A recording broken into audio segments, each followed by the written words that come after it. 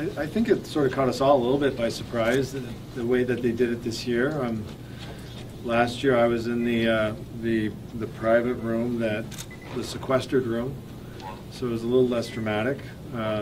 This year they had us all up on stage, and we were all sort of kidding around with each other that they all made us all sweat a little bit. Well, it was a big night for Canada at the NHL Draft Lottery, Lance Hornby. After a season where none of the Canadian teams made the playoffs, the Toronto Maple Leafs win the #1 pick in the draft lottery after finishing with the worst overall record. But the big mover was the Winnipeg Jets, going from the 6th overall pick all the way to #2. And I'm going to ask you, at the #1 pick for the Toronto Maple Leafs, what does this mean for the rebuild going forward?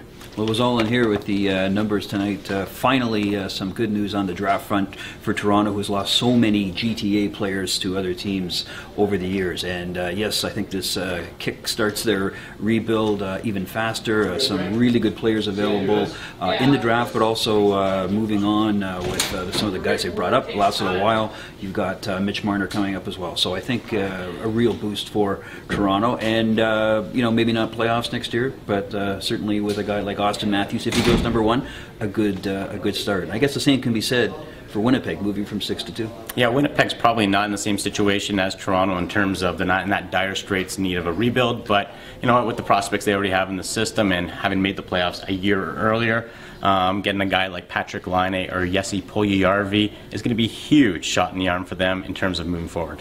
For Lance Hornby, I'm Michael Traikos, Post Media.